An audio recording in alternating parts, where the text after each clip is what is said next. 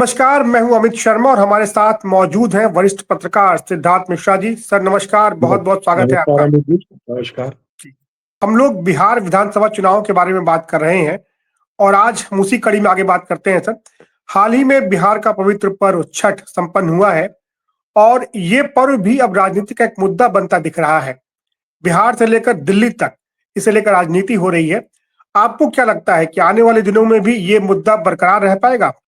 अमित जी, ये बात आप सही कह रहे हैं कि अचानक से छठ के बाद बिहार में जो कैंपेन शुरू हुआ है दोनों तरफ से, और छठ एक बड़ा मुद्दा बन के उभरा है। लेकिन मैं ये बताऊं कि भारतीय जनता पार्टी की जो पॉलिटिकल फिलॉसफी है उसके अंदर कल्चरल नेशनलिज्म की जो बात करते हैं, वो कल्चरल नेशनलिज्म के अंदर जो हिंदू सनातन धर्म के जो व्रत त्योहार हैं, वो एक बहुत ही जी, इम्पोर्टेंट इंग्रेडिएंट्स हैं उसके। और उसके तहत जो भी पर्व त्योहार, दिल्ली में आपने देखा होगा कि कोर्ट में जाकर के उन्होंने एक पिटीशन दे करके ये अलाउ करवाया कि दिल्ली में दिवाली में पटाखों पर जो बिल्कुल ब्लैंकेट बैन लगा हुआ था उसको कुछ घंटों के लिए खोला जाए, जिसको लेकर के काफी क्रिटिसिज्म भी हुई यहाँ की सरकार की।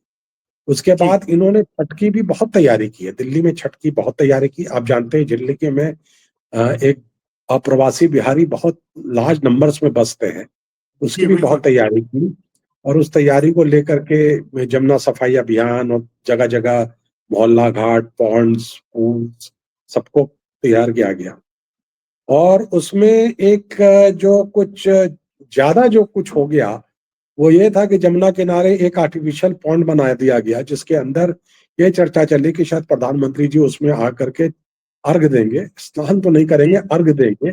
और वो अर्घ का फिर जो वो चित्र है, जो एक मैनिफेस्टेशन है, जो एक उनकी फिलॉसफी का, आइडियोलॉजी का, और उसकी जो मैसेजिंग है, वो दूर-दूर तक जाएगी, बिहार में जाएगी कि देखिए प्रधानमंत्री जी ने छठ के इसमें पार्ट। लेकिन अनफॉर्चुनेटली वो पॉइंट जो है सो कंट्रोवर्सी में आ गया। और फिर वहाँ पर कोई कार्यक्रम हो नहीं पाया, क्योंकि ये बात खुल कर के आ गई कि जमुना का पानी वो नहीं है। तो वो मसला टल गया। लेकिन वो बात तो सोशल मीडिया में चर्चे में आ ही गई कि और प्रधानमंत्री जी का कोई कार्यक्रम पहले से वहाँ तय नहीं था वासुदेव घाट जाने का। इसके बारे में कभी कोई पब्लिक अनाउंसमेंट नहीं की गई। लेकिन एक पब्लिक परसेप्शन बन गया कि इतनी तैयारी इसलिए की गई थी कि प्रधानमंत्री जी वहाँ आएंगे। खैर, अब इस बात को मुद्दा बना लिया बिहार में। जो है सो जो अपोजिशन है उसने मुद्दा बनाया, और जो अपना अपोजिशन ने जो कैंपेन शुरू किया, राहुल गांधी का जो पहला कैंप रैली थी बिहार में मुजफ्फरपुर में, वहां उन्होंने कहा कि प्रधानमंत्री जी तो मतलब छठ से उनका कोई लेना देना नहीं है, यमुना से उनका कोई लेना देना नहीं है। वो तो बस यमुना और छठ का एक मतलब कि एक वहाँ इवेंट करना चाह रहे थे, जिसके जी, मार्फत मैसेज करना चाह रहे थे। और वो वोट के लिए, राजनीति के लिए, वोट की राजनीति के लिए कुछ भी इवेंट कर सकते हैं, कुछ भी कार्यक्रम कर सकते हैं। और ये इस तरह के उन्होंने उन पे जो है सो एलिगेशंस लगाए, जिसके जी, जवाब में आज भारतीय जनता पार्टी ने और प्रधानमंत्री जी ने खुद इसके बारे में कहा है कि राहुल गांधी जी को छठ पूजा के प्रति कोई श्रद्धा नहीं है, छठ मैया के प्रति कोई श्रद्धा नहीं है। और जो अगर वो छठ को लेकर के उन पे कोई लांछन लगा रहे हैं, तो वो बिहार की संस्कृति के ऊपर लांछन लगा रहे हैं। ये लाइन उन्होंने लिया है।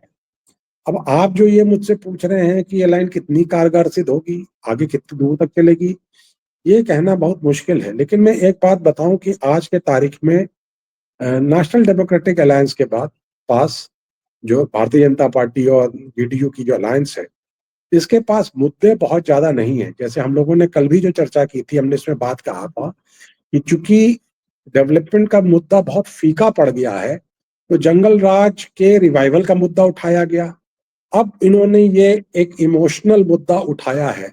और कि आप जानते हैं कि छठ हम लोग के लिए बहुत ही इंपॉर्टेंट फेस्टिवल है। बहुत, अब बहुत, ये बिल्कुल। और ये कितना कारगर सिद्ध होता है, कितना आइस कट करता है बिहार के वोटर्स के बीच में, ये कहना मुश्किल है।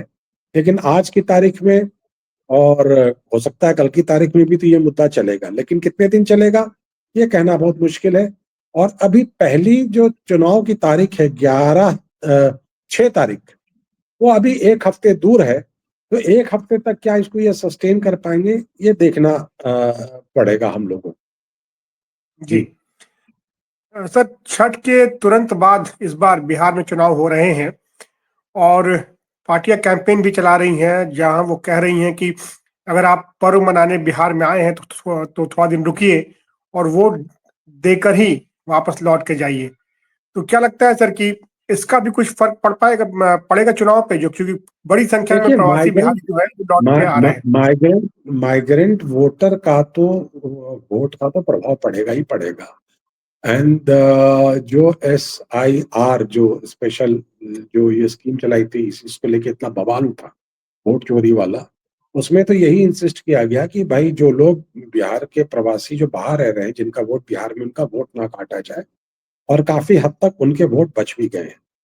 वो अब तो ये लोगों को लग ही गया था कि, और चूंकि छठ, देखिए चुनाव अपनी तरफ है, लेकिन जी छठ में तो बड़ी संख्या में बिहार के लोग वापस बिहार जाते हैं। ये इनका एनुअल होम कमिंग होता है, जो बिल्कुल। एनुअल होम कमिंग होता है। और जब वो छठ में घर जा रहे हैं तो ये भी तय था कि वो रुक करके वोट डाल के ही वापस आएंगे। ऐसी स्थिति को भांपते हुए रेलवेज ने अनाउंस भी किया, जो अश्वनी वैष्णव जो है, जो रेल मंत्री, उन्होंने अनाउंस भी किया कि 12,000 ट्रेनें, स्पेशल ट्रेनें बिहार के लिए चलाई गई।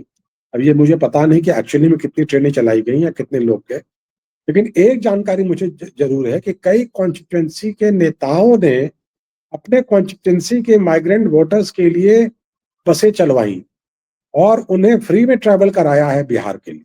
ये तो मुझे पता है, हम दिल्ली में रहते हैं। बसें दिल्ली में जी कहाँ से जा रही थी? वो आनंद विहार से खुल रही थी, मजनू के टीला के पास से खुल रही थी, बुराड़ी से खुल रही थी। उधर पूर्वी दिल्ली में जो नजफगढ़ के तरफ, पश्चिमी दिल्ली में जो नजफगढ़ के तरफ इलाका है, जी जो वहां से खुल रही थी। तो और इन सब जगहों में कहा जाता है कि इन सब पॉकेट्स में, जो ये पॉकेट्स बिहारियों के जो पॉकेट्स बने हुए, ज्यादातर तो वो बिहार के किसी पर्टिकुलर रीजन या एक पर्टिकुलर इससे आते हैं, क्या नाम है, डिस्ट्रिक्ट से आते हैं। तो उस डिस्ट्रिक्ट के MLA ने, ये ने, उनके लोगों ने उनकी बुकिंग्स कराई, बसों में भर भर करके उनको ले गए।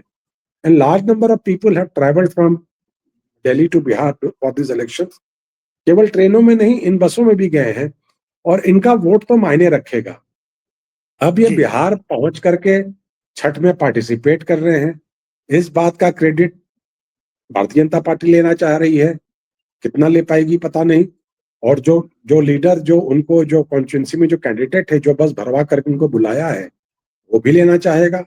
और वो कितना ले पाएगा? लेकिन दोनों के बीच में मुझे लगता है कि वो जो लोकल लीडर है, जो बसों को भर करके लाया है अपने अपने वोटर्स को, वो ज्यादा इफेक्टिवली उनको यूज कर पाएगा, ना कि पार्टी का एक बड़ा सा समुदाय। जी बिल्कुल सर। और हम सब लोगों को पता है कि छठ एक ऐसा पर्व है जिसमें साल भर में भी अगर कोई बिहारी वापस लौट कर आए या न आए, लेकिन इस पर्व में जरूर अपने घर लौट कर आता है। और यही कारण है कि तमाम पार्टियां ऐसे प्रवासी बिहारियों पर नजर रखे हुए हैं और उनकी कोशिश है कि कितना ज्यादा उनको अपनी तरफ उनसे वोट डलवा सके।